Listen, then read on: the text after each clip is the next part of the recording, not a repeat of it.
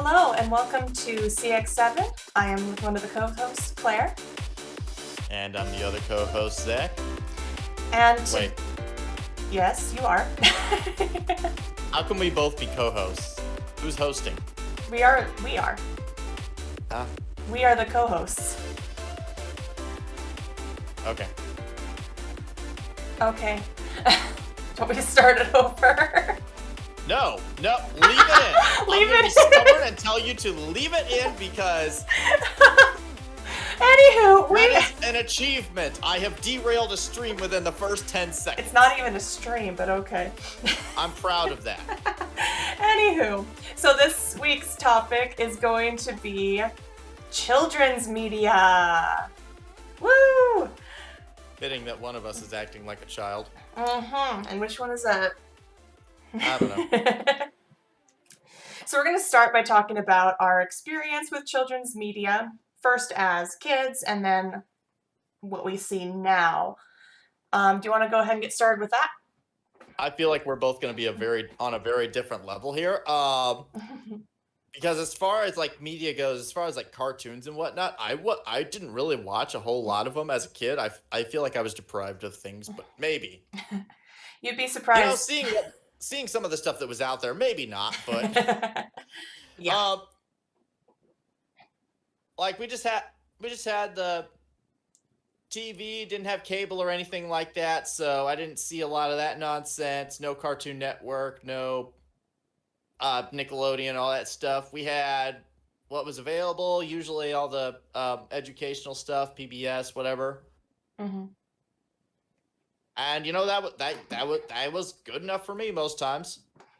Nowadays, I feel like I'm a outcast from children's television because I have coworkers who talk about all these cool shows and whatnot they used to watch, or people online talk about it, and I'm just like, what's up? I never saw that. Believe it or not, I'm actually the same way. Oh my gosh, we are both unqualified for this. Might as well just end the video Hey now. Just because we didn't watch the garbage doesn't mean we're not qualified to talk about children's media. I mean, I mainly grew up on stuff like VeggieTales and all the Big Idea brand stuff. VeggieTales was the bomb. Heck yeah.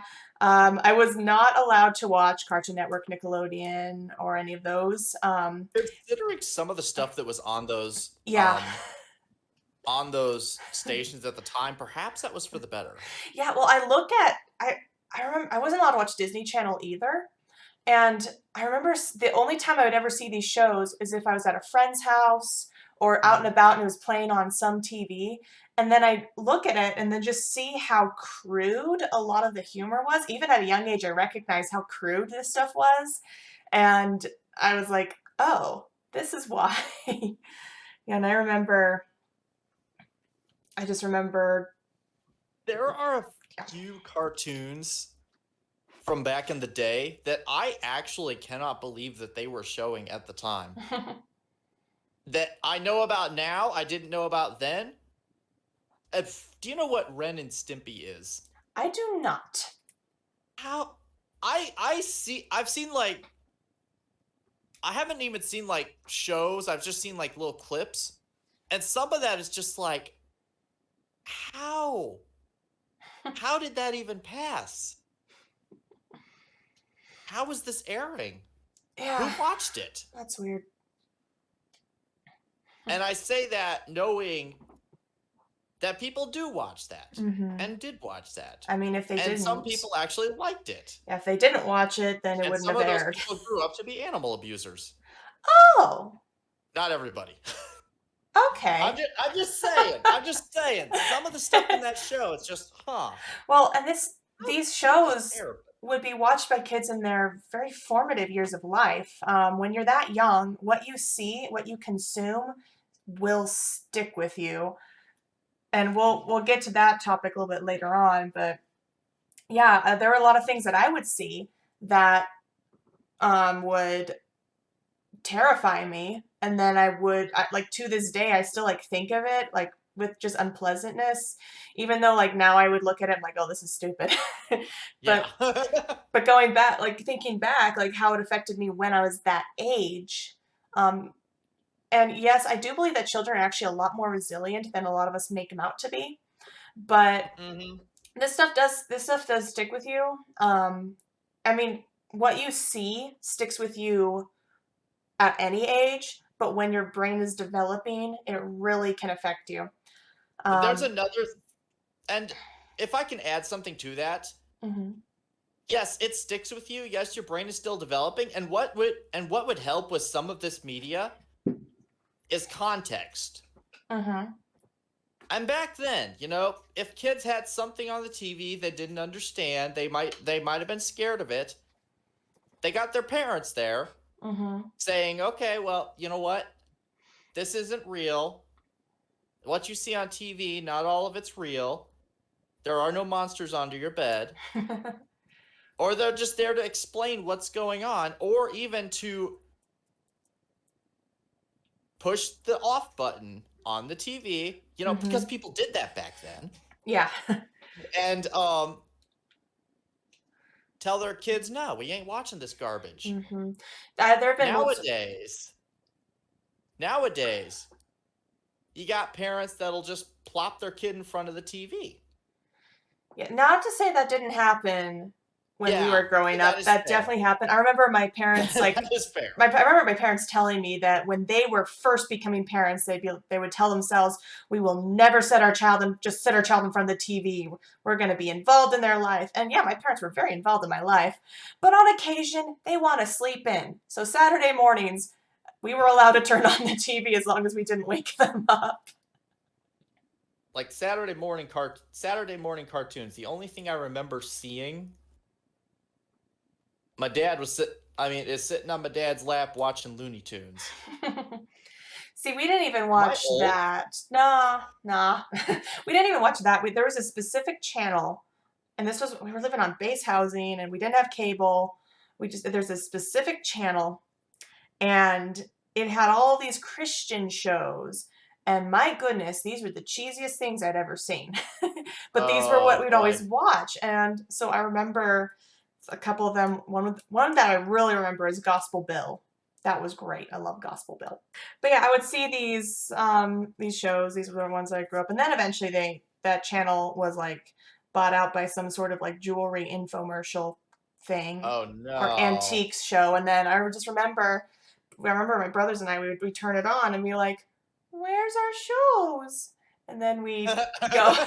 That was the end of that. But yeah, that's what we were allowed to watch. And then when we were at my grandparents' house, I think they had cable, so we were able to watch Boomerang, all the really old shows, Oh gosh. and those were great. See, that was the see that I my grandparents. That was what is it with grandparents and cable? Well, Because they're that's another older, situation where that was the only time that I was exposed to some of the other shows. they're older and richer. Fair enough. All right. But Yeah. yeah, that's the only time I really had exposure to that sort of thing. Hmm. But even then, oh, and the other times we would be like anytime we'd go to a hotel that happened to have cable, it was usually Animal Planet. Let's be honest, we loved Animal Planet. It was the only Oh place we my could ever get gosh, it. Animal Planet. But we didn't really watch many cartoons other than what was on those. And then, of course, VeggieTales, which I basically grew up with because I think the first one came out really close to the year I was born. Shoot. Yeah, because I don't remember how old I was when the first one started to come out. We were little. Oh my gosh. I need to look that up now. If you'll give me actually, no, just keep Nah, talk for a minute, I'll just okay? keep Because I talking. want to look it up now. Okay, you look that up while I talk about what we experience now as adults, looking at what kids are watching. Like if we go to a waiting room and there's some cartoons going on or whatnot, or hear what I as a teacher I hear kids talk about these things, and then some shows I'm just like, that's what you're watching? And then other times I'm like, oh, that's pretty good. Like, I'm very pleased with Little Einsteins because every time I play a piece of classical music for these kids, they always say they heard that in Little Einstein. So I'm very happy with Little Einstein. Okay, you ready for this? Oh, I'm very ready for this. 1993. Oh, golly. I was 2. I wasn't born yet. Veggie Tales is older than you, By and I'm older than 2 it. Oh my gosh. years. You can no longer complain that you are old. I mean, fair. but but then yeah, I'll see the other shows. Like speaking of like shows that I will see other kids watch, and then I will see how these kids behave.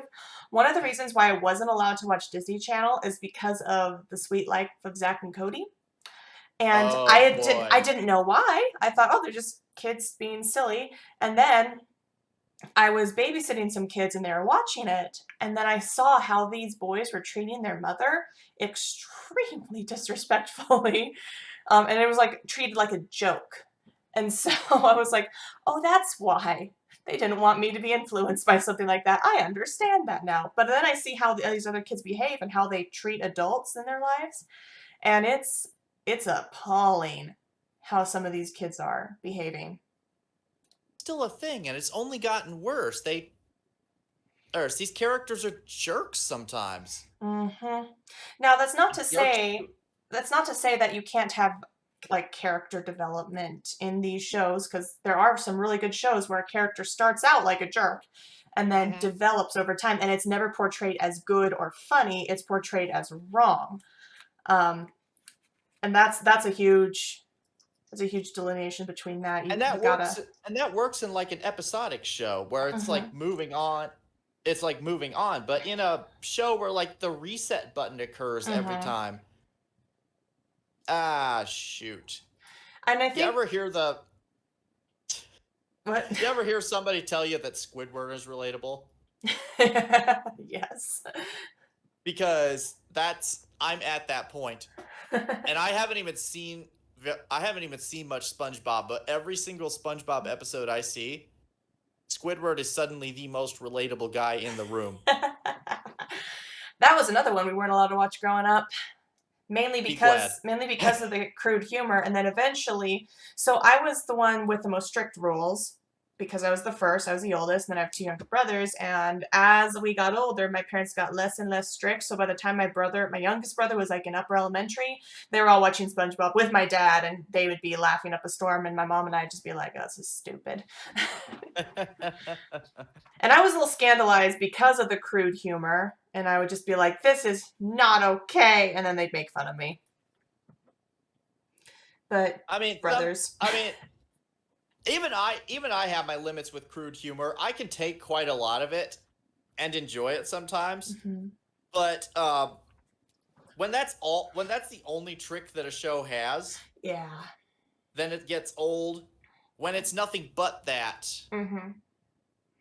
Yeah. Well, I'm not repeating myself. I mean, when there is no joke, there's just somebody farted. It gets old. Yeah. Trust me, I teach middle schoolers. It does get old. Middle schoolers are like the definition of that. Oh gosh, yes. That's probably why they still make those, because it appeals to middle schoolers. Uh-huh. But yeah. Can Um, I mm, can I interject because I wanted to talk about writing children's media. mm-hmm. And let me kind of go on a little tangent here. Okay. This is related to books. Mm-hmm. But my parents have asked me to write several children's books. Mm-hmm. Especially my mom. My mom keeps asking me to do this. And I keep telling her if I feel the inspiration to do this, then I will do it. But my problem is I don't know how to write children's media, or didn't at the time. Mm-hmm. I'm still not sure if I do. Because it's a weird balance to hit. Yeah. Last week we talked about the balance between message and story. This week I'm going to talk about the balance of how much you dumb this stuff down. And Mhm. I hate using that term because I know kids are not stupid. Mhm. I mean, they are. To a point. They're like, they are. Let me rephrase that. Kids are terrible at making decisions because they will not do what is best for themselves. They will do what is the most fun thing at the time. Yeah, and that's why they need parents to kind of guide them and show them what to do. And but they are smart Mhm. in such a way that they are sponges. They Yes. soak up information. Yep.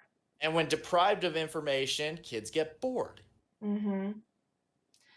Yeah. So, So, fun fact about that though. Um, yeah. how like how dumbed down, I guess, for lack of a better term, do we want to make this stuff? I guess if I remember correctly, I think someone once told me that the book The Last of the Mohicans was originally written for second graders. The what? The Last of the Mohicans. I'm not familiar with that You one. uncultured What do you got? swine. It's a classic I novel. am an uncultured swine. That's why I'm here talking to you. Oh. I'm the other end of the balance. um, but yeah, it's a classic novel, and it's a pretty tough read. But apparently it was originally written for a second grade. That could be wrong. I could have heard wrong. The person who told me that could have been just blowing steam and just saying something, but that's what I heard. But it doesn't, like, when I look at some of these really old curricula, like these old English primers and whatnot, um, it's very much more advanced than what we have now. Now, I don't know how much of that is we're now treating children like children instead of little adults, because that's how a lot of children were treated back in the day, just like little adults. Um, but it makes me wonder. Expected to grow up. They were expected to grow up faster. Hmm.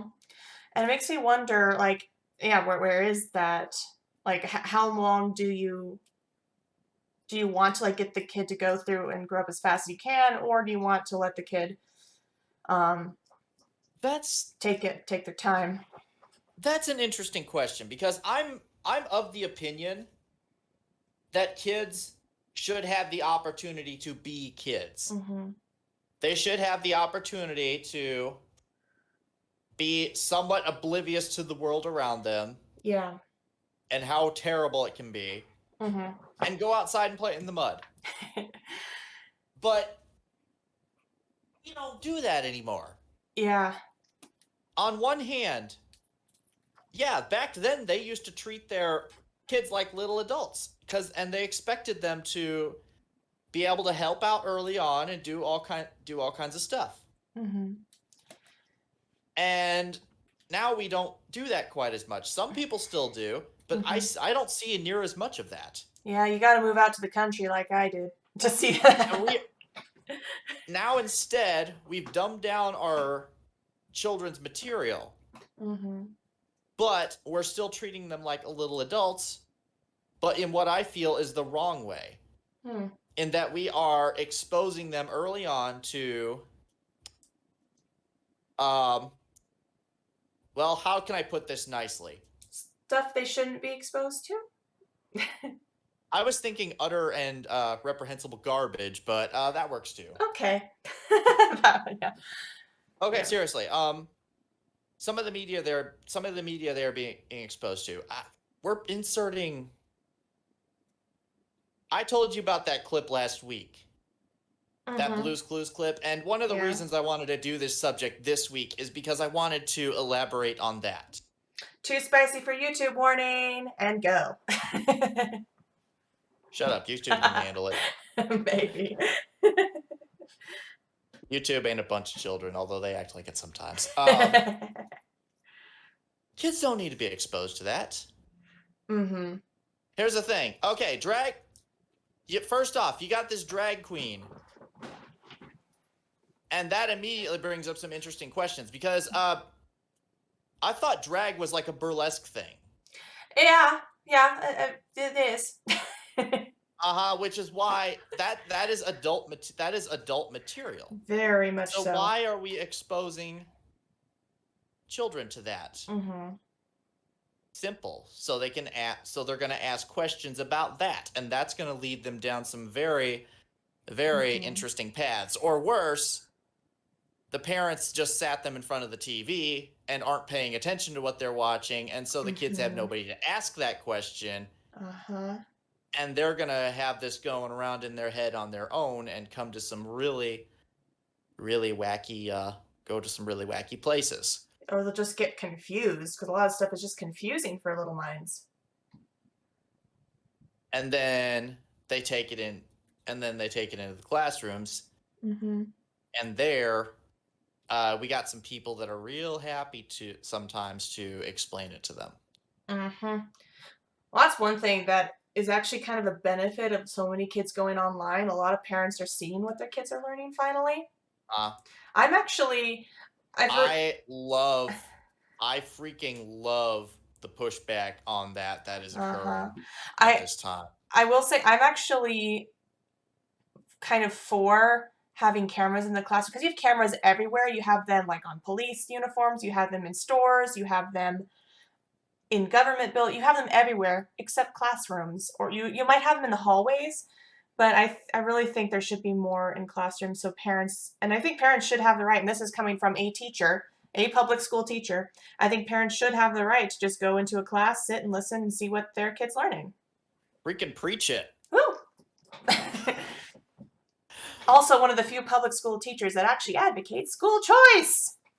Fancy that!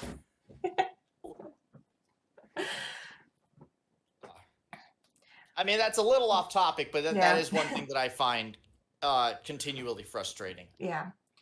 But yeah, kids are constantly nowadays being exposed to things that they shouldn't really need to deal with until they are mature enough to deal with them. And that's one of the things that you wanted to bring up, if I recall. Yeah, so there are, I do believe that children are a lot more resilient as we make them out to be. A lot of people, especially like I hear new parents, and I was this way, I'm not a parent and neither of us are parents, but it's that fear of I'm going to completely traumatize and mess up my kid. Chances are, if you have that fear, you're probably not going to. But children really bounce back really easily from a lot of things. It's not an invitation to abuse your kids. Stop. Don't. Yes. Yeah. That is something that kids do. That is something that kids do not bounce back from. It's having interacted with children who have been abused and who have terrible home lives. Don't.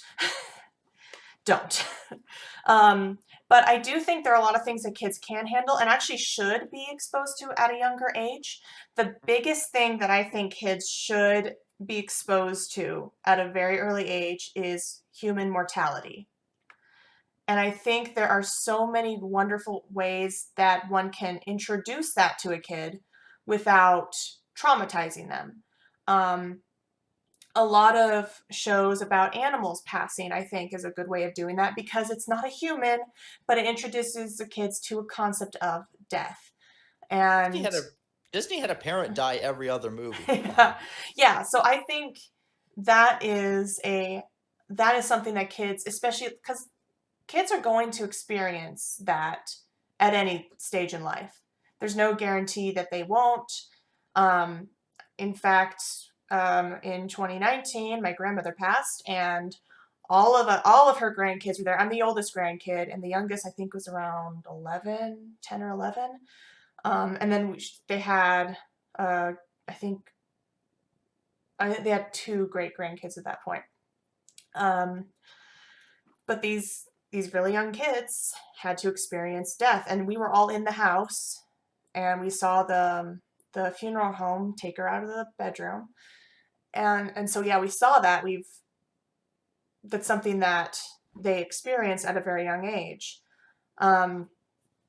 And so that happens in real life, and you will experience that. So that's why I think that is a good way to safely expose children to that concept, but in a gentle way and in such a way that's not like tasteful. It's got to be tasteful and in a sensitive way. And I think that is important and something that kids should be exposed to at a young age. Now, there are things I think kids should not be exposed to at a very young age, at least not in media. And that is anything related to sexuality. And that is, yeah, that's something that will traumatize a child if it is seen in media. Now, that being said, I think parents, because they're just with what's out there, especially if they have any sort of access to the internet, they're going to see it. So I think parents The should, unfortunate side of the internet, yeah. yep. So I think parents should introduce it to their kids, explain, hey, you might see something like this. Here's what this is in very just general terms. And then they kind of know what it is, and then they know, okay, I can go ask my mom or dad. And if a kid asks something, if they see something and ask, the worst thing to do is to freak out. Oh my gosh, that you know freaks the what? kids out. That is one of the things that I mean that is one of the things that I feel like has contributed over time to this situation. Is parents being afraid of, well, the birds and the bees talk. Yeah. I never got anything of that sort. Essentially, that can was kicked down the road and then never happened. So many parents nowadays are just so scared of this topic and so afraid of introducing it that they just kick it down the road. And then you know who teaches it to the kids? The schools. And their friends, which is worse. The friends, and worst of all, their media. And eventually, if none of these things introduces it to them, they will inevitably be exposed to things like porn. Yeah. Because it is freaking everywhere on the internet. It is impossible to completely get away from. Kids are smart in all those stupid ways. And it's so easy to hide. They will find ways to get to it. And it's so easy to hide now. So easy to hide it. Because like it used to be, a kid would look under his older brother's bed and see something, and now it's you open up any screen and there it is. Under the bed has translated to the laptop or tablet in your room. And you can't always tell what your kids are doing on there. And yeah, there are different apps for parental controls, but those aren't perfect. Like I said, kids are freaking smart in all the stupid ways. I will repeat this until the end of the podcast because I think it's kind of a stupid and fun line. But they will find a ways to bypass all that. You don't think your kid is doing it? Well, they had to. That's fair. At my last school, they actually had to whitelist the internet so that just the staff could get on, and like any other device that was not whitelisted could not access it. I'm sure the kids were still able to figure out a way around it, but they were able to find the password. I don't know how, because teachers weren't allowed to tell them the internet password, but they had to whitelist that so that kids couldn't even think about accessing. And yeah, it was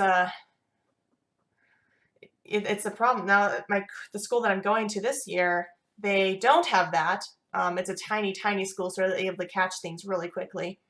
But it's insane because when you grow up with that, the kids are in school now. I guess I grew up with the internet. We didn't really have internet until I was like middle elementary or something, I think. Or if we did, it was, I don't know. But they're growing up with this stuff. And it's similar to like if you learn to ride a bike at a very young age, that old adage, like you never forget how to ride a bike.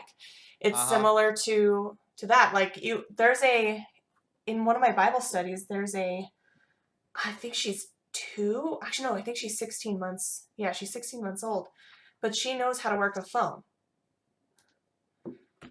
And knows one thing that aggravates me to no end. And she knows how to call 911, unfortunately. Wait a minute. Unfortunately, as in she doesn't know that it's an emergency number, but she knows how, like, she'll like find a shiny button and she'll push the button, and then the poor mom has to um, listen to the operator say, "Are you okay to talk? Can you talk right now?" Oh no.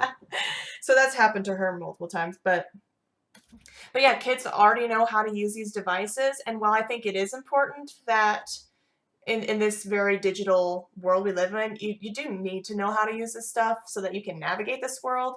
But and it all depends really on where you are and what you're doing. But a lot of our life is really caught up in digital, the digital space, that so many kids just know how to use this stuff. And even schools, they're teaching these really little kids how to use these. They're having them, kids aren't learning how to hold, like I've seen this, kids aren't always learning how to hold pencils. They're just drawing with their finger on the pad. What? Yeah. Oh wait, are you serious? I am serious. I've seen this. And Oh man. and so they're not fully getting the motor skills that they need from that. And in fact, the school that I'm going to has, I think just in the secondary level, I hope just on the secondary level, but they have one-to-one Chromebooks for the kids. So each kid has access to Chromebooks, which is not bad, especially when you're older. It's good to know how those skills. Uh-huh. But I personally don't plan on using them hardly ever, because I mean, I feel like kids would get something more out of something tangible, something that's right in front of them. I know I remember stuff better if I actually write it down, yes. not in a tablet, but on pencil and paper. I remember all this remote learning stuff is going to damage kids. I just sorry. I know that's not our topic. We are way off topic, but I just had to mention that. Oh yeah. Believe me, I know. I just experienced over an entire year of it. I know. Oh boy. But yeah, there's a reason why I'm going to be homeschooling my kids all the way. I would too. Yeah. But yeah, this stuff easily do a whole nother topic on schools. I don't know what that would have to do with our particular area, but that could be something that we do. Well, curricula, what media the school exposes kids to. But anyway, now, so we talk a little bit about how it affects children, and it really does. Like, because again, they're in their formative years. You see something, you're not going to forget it. They're little sponge brains, especially if they see it multiple times. They're not going to forget it. And that's a thing. They're going to be exposed to this stuff. They're going to remember it, and so regardless, what do we do? I feel like the answer to that is paying more attention to what they're being exposed to, and that we just talked about that with schools, where parents are becoming more aware of what their kids are being taught, and they're starting to step in and say, no, we don't want this. Well, I feel like the same thing needs to happen with media. We can't just keep doing this thing where we let the TV or the tablet or YouTube would be the worst. Oh, I was not allowed on YouTube growing babysit. But we can't just keep doing this thing where we let media babysit the kids and then don't pay the slightest attention to what they're picking up from that. Here's an interesting thing. All of the big tech giant CEOs, they do not let their kids on any sort of social media at all. And they're the ones that run social media. So that should tell you something. And I wish, like, my parents, I got my first phone in middle school. It was a flip phone, no internet access. I could only call people, couldn't text. And I could only call people in my contacts list, which was locked with a password, so I couldn't add anybody without my parents' permission. Which, to be honest, is not a bad way to do it. Because then I couldn't add any creeps numbers to my phone. No creeps could call me. And it was mainly for their convenience because I would stay after school a lot for different activities. So I just needed to Yeah. be able to easily contact them, say, hey, I'm ready to be picked up. By upper middle school, I got this slide phone. I could start texting, and then very little by little access the internet. But it was like really clunky and kind of a pain. And then Oh by man, I remember early internet. yeah, then I think by high school is when I got my first smartphone, and it was compared to the ones we have now. If just thinking about it, yeah, it does feel pretty clunky. You got It was yours in still high pretty cool. school? Yeah. I didn't get my first I didn't get my first smartphone until like 2 or 3 years ago. Mm-hmm. I didn't want one. Yeah. All my And friends the had part of the one, so I reason was excited. I kind of wanted one. and part of the reason for that is I look around and I see the dumb stuff people do with them. Yeah. At this point, I do wish I had not gotten one until later. Maybe junior or senior year of high school would have been all right because I would have been a little more on the mature side. Though I was really young. I graduated when I was only 17, um, just a few months after I turned 17. So I was on the young side. My youngest brother, he graduated when he was 18. Um, when he was, yeah, Yeah. much older than I was. So it depends on like how old the kid is. So I personally, just looking back, I kind of wish I didn't have one that young. Um, Granted, I didn't really do that many stupid things on it. Though I do think I probably would have had a more healthy healthy mental state. I mean, I wasn't like mentally unstable or anything, or had really many mental problems other than what most teenagers have anyway. I I mean, was yeah, pretty, that's kind of a thing with teenagers. I was pretty stable for a teenager, and I I give that to the way my parents raised me in a very safe environment and supportive environment. Out of curiosity, were you homeschooled? I was until second grade. Then I went to public, private, charter, everything. Huh. Just hit and miss, but mostly public actually. Hmm. Okay. Yeah. So you can send your kids to public school and have them come out all right, but you got to be involved. And my parents That's were very involved with me. I feel like that's just become the theme of today's podcast. Just Parent your be kids. involved. Be involved with your freaking kids. And Pay attention to what they're picking up from mhm, you and from whatever they're consuming. Their mhm, friends, the shows they watch, yep. And the stuff they read, the stuff they're learning at school. mhm. Ah, And again, we're not parents, so we have yet. I have an idea yet. I have so as a teacher, I have an idea of what what happens to kids when they're not parented because I see it in the classroom. I see their behavior in the classroom. I see their um and then I hear about their home life, and there is a correlation. It's a extremely strong, Mm-hmm. almost 100% correlation. If the kid is very poorly behaved and defiant, and it almost, not always, but almost always, there's some issue at home. Either there is an absent father, or um, the parents are just not there. On occasion, though, you will have a kid that does have an issue that they can't control, the parents can't control. So if your kid has an issue, that doesn't necessarily mean you're a bad parent. um, because yeah, Like they're current what? I'd imagine you get Mm-hmm. exposed to that a lot more than I do because Mm-hmm. most of my exposure to these things is through the church. Mm-hmm. Because I'm not really involved in schools and whatnot. I don't have kids of my own yet, and I don't really have any. And so all I really have with as far as kids go is passing them in the grocery store, which is never pleasant, and Mm-hmm. dealing with them at church, which I can always tell which kids have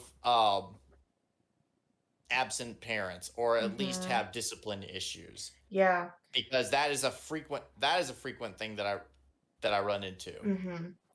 Yeah. And I'm sure there's going to be someone upset at us for even talking about this. We're not, even though we're not parents or single parents or whatever. But I mean, this is just some stuff that I see, and Let me and talk what's for a statistic as second well. here. To those of you who may be upset by this content because we are not parents, keep in mind, we still have to live with your kids when they grow up. We still have to be exposed to their shenanigans. We still have to put up with them in our jobs, in our lives. And I have to teach them. if your kids are undisciplined little whiny brats, they will grow up to be undisciplined little whiny brats. And nobody likes to deal with undisciplined little whiny brats. I should know because we've got half of them in Congress. I think you're being generous by only saying half in Congress. Fair. But yeah. But my point stand. Yeah, fair enough. So there's our big complaint about children's media and how stuff affects children. So what do we do? How do we fix this stuff? What do we do to make things better as content creators specifically, because we are content creators? As content creators, be conscious of what you are teaching kids. Be conscious of what your content exposes them to. Mm-hmm. If they read your content or watch it or engage with it, what are they going to take away from that? Sometimes, to be fair, sometimes this isn't as easy as we think it is, because you put all of your effort into saying one thing with your work, and then some deconstructionist butthole will come along and say, oh, it means this. Yeah. Or the kids will just like pick one thing out of it and be like, that's it. Mm-hmm. That's everything. Yeah. And to be fair, I am guilty of that. I have characters from games that I've never played that I really like, but that's beside the point. Mm-hmm. Well, I think also, because of course, not everyone is going to make content specifically for children. I don't make content specifically for children, even though I'm a teacher, but I don't. And I've never done so. Yeah, and my content has mature themes in it that I do, especially if they're extra, if they're on mature side, I do have like a little, hey, this is going to be a little bit more heavy material. Mm-hmm. So you can't always control like if a kid's going to access your stuff. So I don't think we should be saying, oh, you should never do anything that isn't child friendly. I mean, the Bible's not child friendly. So, the whole Bible. Have you read Song of Solomon? I'm not even talking about that. Read Genesis. I know. Read. Song of Solomon is tame compared to Genesis. Oh my gosh. Yeah, so yeah, we don't. That's a thing. As content creators, we don't always have to make stuff that's just for children. I don't think content creators should be put in that box. I think the biggest thing is make sure that, especially if you are a faith-based content creator, it does go back to that whole message and story thing. What message are you portraying? If you have something that is more mature in your content, how are you portraying it? Do you have a scene where there's prostitution and the prostitution is being praised? Or is it is it a scene where it's, oh, this is not a good thing? So even if a kid does get exposed, they'll say, oh, this is being shown as a bad thing. Okay. And this is not just for children, this is for any age. It's important to make sure that things that are wrong need to be portrayed as wrong and not glorified. So that's really what it comes down to, isn't it? It's how you present your content. Because again, I have written a story that has child sacrifice and a fertility cult. That's Which is probably way worse than the pickpocket that I wrote. Okay. Yeah, so I have that content. However, it's portrayed as something depraved, evil, wicked, disgusting, and I don't go into detail. So As it should be. I do not go into detail because I'm not comfortable with that. But that stuff happens in this world. It happened in the past. It still happens today. We just don't always see it.